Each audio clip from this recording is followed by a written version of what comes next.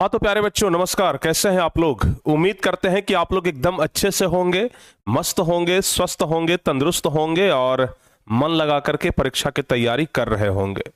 तो सबसे पहला दिन आपका हिंदी का परीक्षा है और हिंदी की परीक्षा में लेखक का नाम, लेखक का जन्म का वर्ष, ये सब ना पूछे ऐसा तो हो ही नहीं सकता है। अगर ऑब्जेक्टिव में आप देखेंगे तो आपको अधिकांश प्रश्न लेखक से ही संबंधित मिलेंगे और लेखक वाला प्रश्न बच्चों को अक्सर गलती हो जाता है।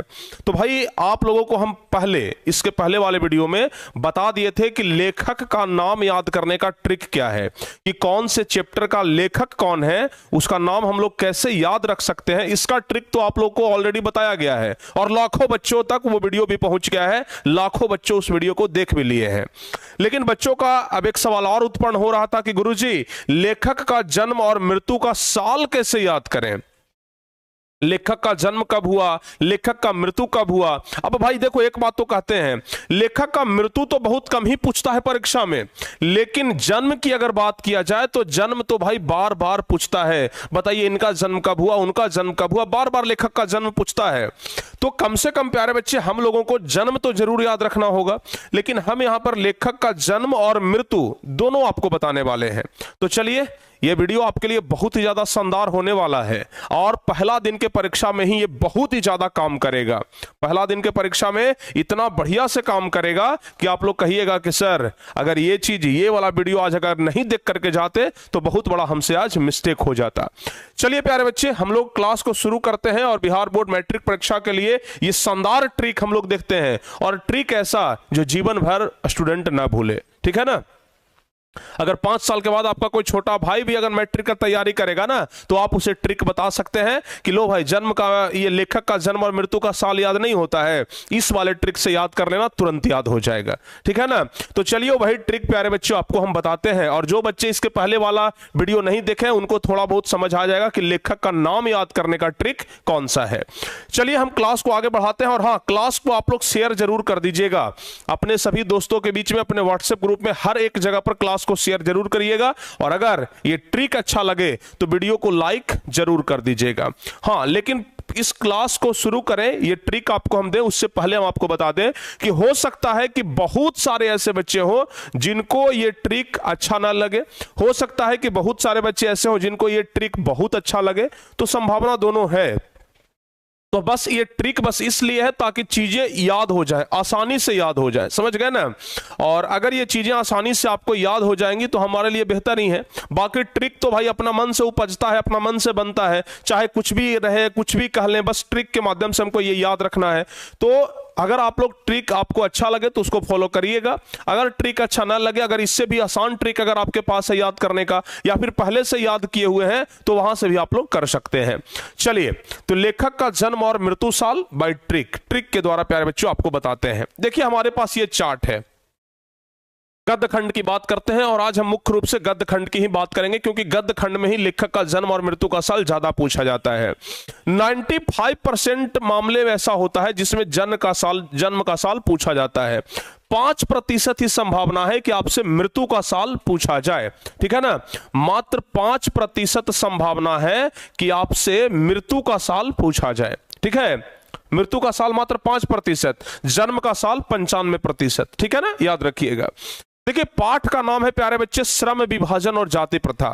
हम आपको ट्रिक क्या बताए थे लेखक के नाम याद करने का, कि श्रम विभाजन और जाति प्रथा के लेखक कौन है भाई? भीमराव अंबेडकर। कैसे याद रखेंगे? तो श्रम विभाजन कौन नहीं करता है? श्रम विभाजन कौन नहीं करता है? तो भीम के पास इतना ज्यादा ताकत था, भीम के पास इतना ज्यादा ताकत था कि भीम कहते थे कि देखो भाई, हमको श्रम का विभाजन करके मत दो, हमको काम का बंटवारा करके मत दो, हम ऐसे ही क्या कर लेंगे, काम कर लेंगे। तो इसलिए श्रम विभाजन के लेखक कौन? भीमराव अंबेडकर। ये तो हम लोग याद कर लिए थे। अच्छा, आप देखिए जन्म का ट्रिक हम लोग कैसे याद रखेंगे, कब, ईयर का नाम कैसे याद रखेंगे। सबसे पहले अगर हम लोग पूरे गद्य खंड की बात करें, पूरे गद्य खंड की बात करें, तो एक चीज आपको कॉमन देखने के लिए मिलेगा, सिर्फ 3 ही लेखक ऐसे हैं, सिर्फ 3 लेखक ऐसे हैं जिनका जन्म 1800 के पहले हुआ है, बाकी सभी लेखक का नाम 1900 के बाद हुआ है। ठीक है ना, सबसे पहले ध्यान रखिए, जिसमें भीमराव अंबेडकर, इनका जन्म 1800 से पहले हुआ, एक मैक्स मुलर है जिनका जन्म 1800 से पहले हुआ, और एक महात्मा गांधी है जिनका जन्म 1800 से पहले हुआ। यानी कि सिर्फ 3 ही लेखक ऐसे हैं जिनका जन्म 1800 से पहले हुआ है, बाकी बाद जितने भी सारे लेखक हैं उनका जन्म 1900 के बाद हुआ है। तो सबसे पहले क्या करेंगे, जन्म का ईयर लिखने का तो सबसे आसान ट्रिक है, सब में हम 19 लगा देंगे, ठीक है ना, सिर्फ 3 को छोड़ करके। 1891 भीमराव अंबेडकर को, मैक्स मुलर को और गांधी जी को। भीमराव अंबेडकर, मैक्स मुलर और गांधी जी, इसको भी याद रखने का एक ट्रिक है। सिर्फ जो लोग प्यारे बच्चे आजादी की लड़ाई में थे, ठीक है ना, जो लोग आजादी की लड़ाई में थे उनका जन्म 1800 से पहले हुआ। जैसे गांधी जी आजादी की लड़ाई में थे, 1800 से पहले जन्म हुआ। ये भीमराव अंबेडकर 1800 से पहले जन्म हुआ, और एक मैक्स मुलर का नाम याद रखना है। तो पहला ट्रिक तो आपका ऐसे ही लग गया। एक चीज तो आपको कंसेप्ट समझ में आ गया ना कि पूरे गद्य खंड में सिर्फ 3 ही लेखक ऐसे हैं जिनका जन्म 1800 से पहले हुआ है, बाकी सबका जन्म 1900 के बाद हुआ है। तो 3 लेखक में पहला तो आ जाएंगे ये भीमराव अंबेडकर, दूसरा महात्मा गांधी, 2 तो याद हो गया, तीसरा मैक्स मुलर याद कर लीजिएगा, ठीक है ना। मैक्स मुलर भारत से ही संबंधित है, यानी कि ये भी देश की आजादी से न कह लीजिए, ठीक है ना। तो ये प्यारे बच्चे 3 लेखक 1800 से पहले, बाकी सब 1900 के बाद। तो एक चीज तो कॉमन है, 19 हम सब में लगा देंगे, देख लीजिए 19 सब में लगा देंगे। अब बस हमको 2 अंक याद रखना है, ठीक है। अब हमको ओनली टू डिजिट याद रखनी है, यानी कि यहां पर इसके बाद 2 अंक, इसके बाद 2 अंक, इसके बाद 2 अंक, इसके बाद 2 अंक, मतलब आप देख रहे हैं सब में 19 लगा हुआ है। सिर्फ अब हमको 2 अंक याद रखना है, तो खेला बच गया है अब सिर्फ 2 अंक का। अब हमें ये 2 अंक कैसे याद रखना है, और इसी के लिए प्यारे बच्चे ये ट्रिक बनाया गया है कि आप इस ट्रिक की मदद से ये 2 अंक याद रख सकते हैं। तो एक चीज तो याद हो गया ना कि सिर्फ 3 लेखक ऐसे हैं जिनका जन्म 1800 से पहले हुआ, एक भीमराव अंबेडकर, दूसरा महात्मा गांधी और तीसरा मैक्स मुलर, और बाकी सबका जन्म 1900 के बाद हुआ है। अच्छा अब देखिए, अब आपको हम ट्रिक समझाते हैं। जैसे है भीमराव अंबेडकर, ट्रिक क्या, कैसे याद रखेंगे कि इनका जन्म 1891 में हुआ है, कैसे याद रखेंगे, इसका एक ट्रिक है। देखिए आमतौर पर अगर कोई नॉर्मल व्यक्ति है तो उसका वजन अगर 18 साल में हम लोग निकालेंगे तो बड़ी तो 50-60 किलो होगा। अगर कोई एक नॉर्मल व्यक्ति है, नॉर्मल बच्चा, जैसे आप ही लोग, आपका उम्र हो सकता है 14-15 साल रहे, 18 साल वाले लोगों का उम्र कितना होगा, 18 साल वाले उम्र के लोगों का वजन कितना होगा, 40, 50, 60 किलो, 70 किलो। लेकिन भीम का शरीर चूंकि बहुत विशालकाय था, भीम का शरीर बहुत विशालकाय था, और इसलिए भीम जो है वो 18 साल में ही 91 किलो के हो गए थे, ठीक है, याद रहेगा। भीम जो है वो 18 साल में ही कितने किलो के हो गए, 91 किलो के हो गए। ऐसे ही भीम नहीं थे, नॉर्मल आदमी 18 साल की उम्र में 50-60 किलो के होता है, लेकिन भीम जो थे वो 18 साल की उम्र में ही 91 किलो के हो गए, ठीक है। तो याद रह जाएगा ना, भीम 18 साल की उम्र में 91 किलो, तो 1891, ठीक है। ये आपका पहला चैप्टर का ट्रिक लग गया। 18 साल की उम्र में 91 किलो, तो जवाब हो गया 1891, याद रहेगा। चलिए अब अगर बात किया जाए कि मैक्सिमम एक आदमी कितने किलो तक, मैक्सिमम एक आदमी कितने साल तक भीम बना रहेगा जी, बूढ़ा हो जाएगा तो ये उसको भीमे जैसा ताकत रहेगा, नहीं ना, 50, 55, 56 साल तक बहुत तो रहेगा, तो भीम जैसा शरीर उसका रहेगा, भीम जैसा ताकत रहेगा, तो मैक्सिमम 56 साल तक, ठीक है। तो मैक्सिमम 56 साल हम मान करके चलते हैं, ठीक है ना, 56 साल तक। तो 18 साल की उम्र में 91 किलो वजन हुआ, तो 1891, और 56 साल तक क्या वो भीम के जैसा एकदम कार्य करते रहा, तो एकदम 1891 और 1956। पहला ट्रिक यहीं से समझ में आ जाएगा, थोड़ा सा इस पर और विचार आप लोग करिएगा और बेहतर समझ में आएगा। अब देखिए दूसरा चैप्टर है 20 के दांत। 20 के दांत याद करने का ट्रिक क्या बताए थे 20 के दांत किसमें पाया जाता है, सांप में। 20 के दांत पाया जाता है सांप में, और अगर सांप काट लिया तो आपका शरीर जो है वो पूरा पड़ जाएगा नीला, नलिन से हो गया नीला, समझ गए ना, तो सांप नीला हो जाएगा। अब जरा देखिएगा, अगर सांप काट लिया ना, एक चीज तो कॉमन है कि सब में 1900 होगा, अब 1916 होगा कि 17 होगा कि 20 होगा कि 27 होगा, ये सब तो याद करना है। तो अगर 20 वाला सांप काट लिया तो कम से कम 16 दिन तक आपको हॉस्पिटल में भर्ती रहना पड़ेगा। अगर 20 वाला सांप काट लिया तो कम से कम आपको 16 दिन तक हॉस्पिटल में भर्ती रहना पड़ेगा, ठीक है ना। 20 वाला सांप जैसे गेहूमन सांप काट लिया तो 16 दिन तक हॉस्पिटल में भर्ती रहना पड़ेगा, उसके पीछे कोई गुजारा नहीं है। तो 1916 हो गया, ठीक है ना। 19 तो हमारा कॉमन था, सब में है, और बाकी हो गया 16। याद रखिएगा 20 वाला सांप काटेगा ना तो 16 दिन तक हॉस्पिटल में भर्ती रहना है, तो ये बाबू 16 दिन तक, ठीक है ना। अच्छा एक चीज देखते होंगे, सांप जब काटता है ना तो काट करके वो उलट जाता है, उलटता है तब उसका दांत निकलता है। तो सांप काट के उलट जाता है, तो उलटन हमको उल्टाना है। यहां पर क्या है, 16 दिन तक हॉस्पिटल में भर्ती रहेगा, ठीक है। क्यों भाई, तो क्योंकि सांप काट करके उलट गया है तो इसको उलट दीजिए, तो 16 है तो इसको 61 कर दीजिए। देखिए पहले 1 बाद में 6, हम क्या करेंगे, पहले 6 बाद में 1 कर दिए, ठीक है ना। तो सांप काटा तो 16 दिन में सांप काटा तो 16 दिन तक हॉस्पिटल में भर्ती रहे।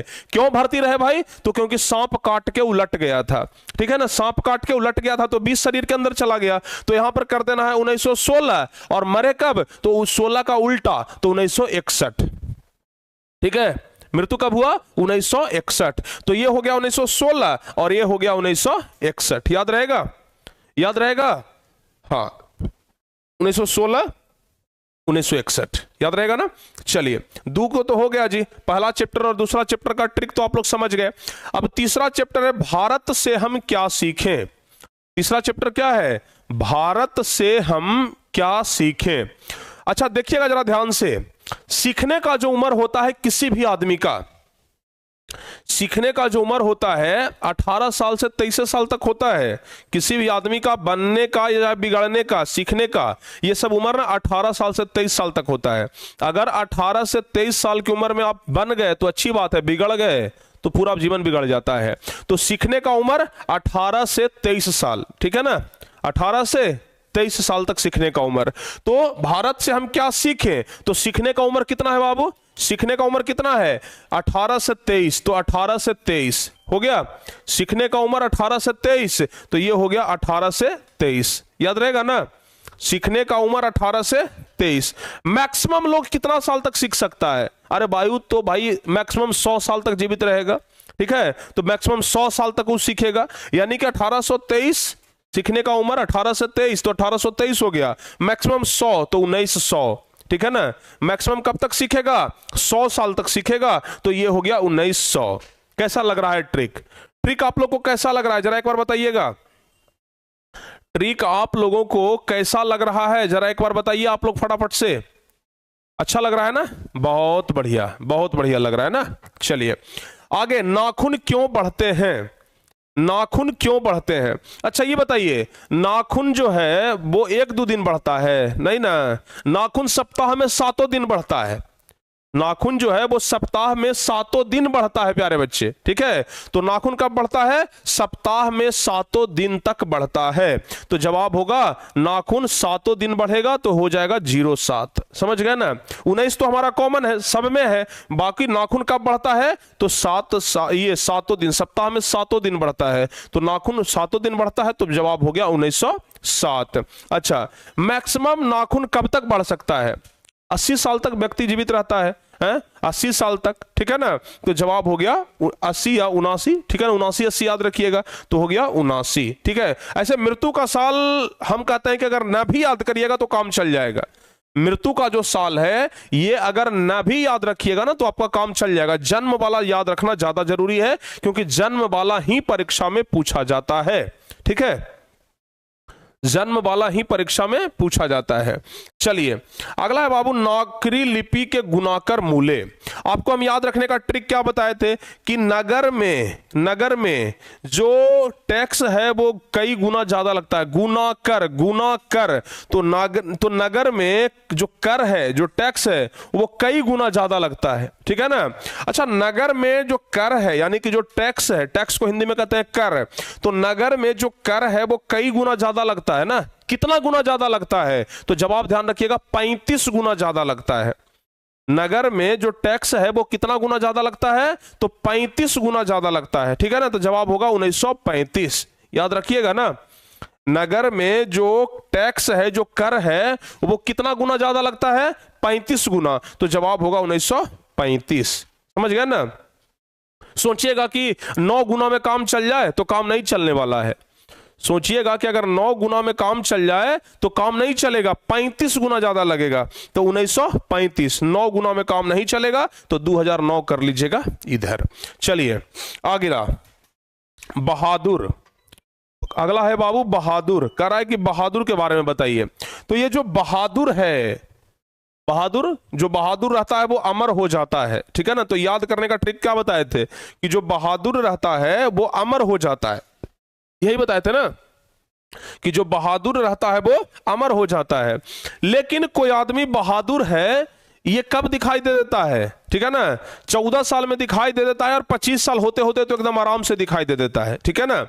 कोई बहादुर है यू 25 साल में दिख जाता है, जो करना होता है लोग 25 साल के अंदर कर लेता है, 40 साल में तो आदमी बूढ़ा हो जाता है जी। तो 40 जो करना है 25 साल में, तो 1925 मतलब 25 साल में आदमी बहादुर रहता है, 25 साल में आदमी बहादुर हो जाता है। और मैक्सिमम कितना, सॉरी ये मतलब 14 साल की उम्र से ही वो दिखना शुरू हो जाता है कि हाँ वो बहादुर है। तो 25 साल की उम्र तक वो दिख जाता है कि बहादुर है, और कब से दिखना शुरू हो जाता है तो 14 साल की उम्र से, ठीक है ना। तो इधर हो गया, इधर वाला पर ज्यादा फोकस करिएगा, जन्म के साल पर ज्यादा फोकस करिएगा, क्योंकि जन्म का साल ही परीक्षा में पूछा जाता है। तो ये हो गया ना बहादुर, अमरकांत, ठीक है। बहादुर जो होता है वो अमर हो जाता है, तो अमर से हो गया अमरकांत। और कितने उम्र की अवस्था में दिख जाता है कि वो बहादुर है, तो 25 साल की उम्र में, तो यहां पर हो गया 25, ठीक है, याद रखिएगा। चलिए आगे बढ़ते हैं। परंपरा का मूल्यांकन राम विलास शर्मा। देखिए राम जी चाहते तो भाई भोग विलास कर सकते थे, लेकिन उन्होंने कहा कि नहीं, हम परंपरा को बचा करके रखेंगे, ठीक है ना। क्या कहा, परंपरा को बचा करके रखेंगे। तो राम जी जो थे वो 12 साल की उम्र में, चूंकि 12 साल में बच्चा जरा शरीक हो जाता है, मतलब कि थोड़ा जवान हो जाता है, उसको समझ बुझ हो जाता है, तो 12 साल की उम्र में ही राम जी अपनी परंपरा को बचाने में लग गए थे। कितने साल की उम्र में, 12 साल की उम्र में। और राम जी क्या कर लिए, चीजों को समझना शुरू कर दिए थे, और राम जी 2000 साल तक राज किए, ये याद रखिएगा। अब कितना राज किया हमको नहीं पता, लेकिन हम लोग ट्रिक याद कर लेंगे। राम जी 2000 साल तक अयोध्या में राज किए, ठीक है ना, 2000 साल तक। तो 12 बरस से लेकर के 2000 तक राम जी क्या किए, राज्य किए, ठीक है ना। तो 12 बरस यानी कि 1912, 12 साल की उम्र में ही राम जी परंपरा को समझ गए थे, तो 12 और 2000 साल तक ही राज्य किए। अगला, जित जित मैं निरखत हूं, आपको बताया था ना, जित जित मैं निरखत हूं पंडित बिरजू महाराज। देखो भाई, एक बार जीतेगा तो वो राजा बनेगा, अब 2 बार जीत गया ना तो महाराजा बनेगा, ठीक है ना। एक बार जीतेगा तो राजा बनेगा, लेकिन अगर 2 बार जीतेगा तो वो क्या बनेगा, महाराजा बनेगा, ठीक है। तो कोई भी आदमी जो है वो 19 साल होते होते जीत जाता है, ठीक है ना। 19 साल में एक बार जीत गया, 19 साल में एक बार जीत गया। तो भाई साहब ध्यान से देखिए, 19 साल में एक बार जीत गया, तो जीत जीत 2 बार जीता है ना, तो फिर से 19, तो 19 दूनी 38, ठीक है। तो 19 दूनी 38, यानी कि पंडित बिरजू महाराज का जन्म 1938, 19 तो कॉमन है हमारा, और 38 इधर हो गया, ठीक है ना। एक बार जीता तो 19 साल में, तो 2 बार जीत है ना, तो 2 बार जीता है तो ये कितना बार में, तो 19 दूनी 38, तो जन्म हो गया 19 दूनी 38। और मृत्यु तो इधर 2 साल पहले हुआ है पंडित बिरजू महाराज का, ये तो आप लोग याद रखिएगा 2022, ठीक है ना। 2 साल पहले बस इनका क्या हुआ है, मृत्यु हुआ है, तो जवाब याद रखिएगा 1922, याद रहेगा। चलिए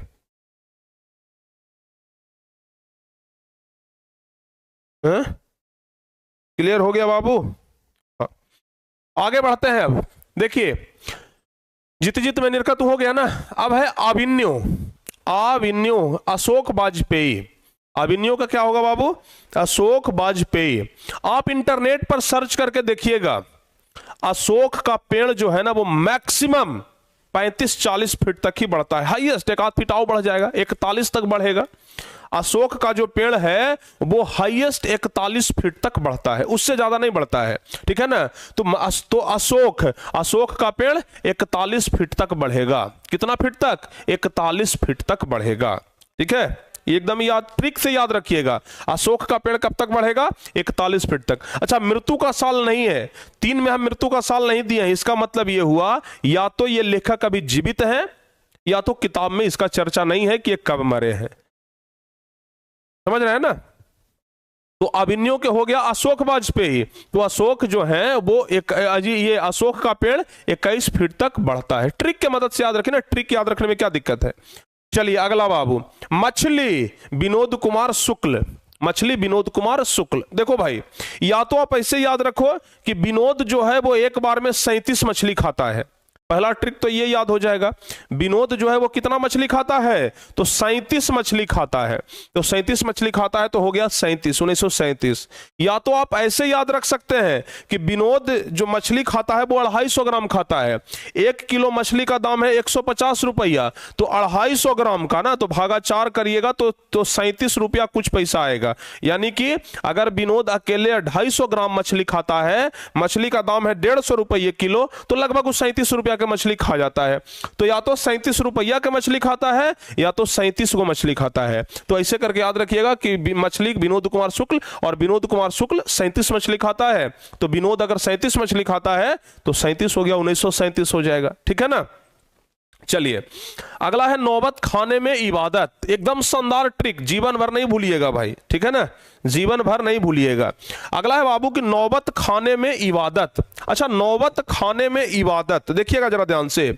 नौबत खाने में इबादत, यतीन्द्र मिश्र। 9 व्यक्ति को हम लोग बुलाए थे खाने में, खाने के लिए हम लोग 9 व्यक्ति को बुलाए थे, और 9 व्यक्ति को 7 बार पूछे कि अरे खा लो खा लो खा लो, लेकिन 9 व्यक्ति जो है वो एक बार से ज्यादा नहीं खाया।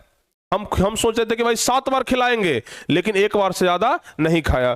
तो 7 बार पूछे ना, तो यहां पर 1977, 7 1977 याद रखिएगा, 1977, 7 1977 हो गया। अच्छा, उसके बाद गांधी जी, तो गांधी जी का तो सबको ऐसे ही याद रहता है, उन्हें 1869 में जन्म हुआ और 1948 में उनका मृत्यु हुआ है। ठीक है ना, तो गांधी जी का तो ऐसे ही याद रहता है, इसको तो कोई दिक्कत ही नहीं है। गांधी जी का तो ऐसे ही याद रहता है बाबू, कोई दिक्कत नहीं है। तो कुल मिलाकर के ये 12 लेखक का नाम आप लोग जरूर याद रखिएगा। ठीक है ना, हाँ 12 लेखक का नाम आप लोग जरूर याद रखिएगा। फिर से बता देते हैं हम आपको, फिर से बता दे क्या, फिर से बता दे, या फिर से बताने से बढ़िया है कि आप लोग वीडियो को ही एक बार दोबारा रिवाइज कर लीजिए। वीडियो को ही एक बार आप लोग दोबारा रिवाइज करके देख लीजिए, पुनः एक बार देख लीजिए। सभी बच्चों से रिक्वेस्ट है कम से कम 2 बार इस वीडियो को देखिएगा। ठीक है ना, तो 2 बार देखिएगा तो आपका पूरा मामला सेट हो जाएगा। ठीक है, तो इस वीडियो को आप लोग 2 बार देखिएगा, पूरा एकदम जो लेखक का ट्रिक है आपको समझ में आ जाएगा। उसके बाद गद्य खंड वाला प्यारे बच्चे ट्रिक नहीं बना है। गद्य खंड या तो आप अपने मन से कोई ट्रिक बना लीजिए, या तो आप ऐसे ही याद कर लीजिए। ठीक है ना, गद्य खंड का ट्रिक बनाना थोड़ा सा मुश्किल है और समय भी बहुत ज्यादा लगेगा, तो इस वजह से इसका ट्रिक नहीं बन पाया है। फिलहाल आप लोग लेखक का नाम पूरा याद कर लीजिए, लेखक का जन्म साल याद कर लीजिए, मृत्यु साल याद कर लीजिए, इतना में आपका लगभग काम हिंदी में चल जाएगा। ठीक है ना, तो उम्मीद करते हैं कि ट्रिक आपको एकदम बढ़िया लगा होगा। कैसा लगा है ट्रिक एक बार जरूर बताइएगा कमेंट करके। ये ट्रिक आपको कैसा लगा है एक बार जरूर बताइएगा कि हाँ सर हमें ऐसा लगा है ट्रिक। ठीक है ना, तो ट्रिक आप लोग हमें जरूर बताइए कि कैसा लगा है। अगर बढ़िया लगा है तो वीडियो को लाइक भी जरूर करिएगा, शेयर भी जरूर करिएगा, और जितने भी सारे आपके दोस्त हैं उनके पास जरूर बता दीजिएगा, शेयर कर दीजिएगा ना, जिनको जिनको नहीं याद हो रहा है सबके पास शेयर कर दीजिए, सब लोग सीख जाएंगे। ठीक है, और मिलते हैं प्यारे बच्चे फिर इसी प्रकार के और अगली क्लास में, अगली वीडियो में। तब तक के लिए जय हिंद, धन्यवाद।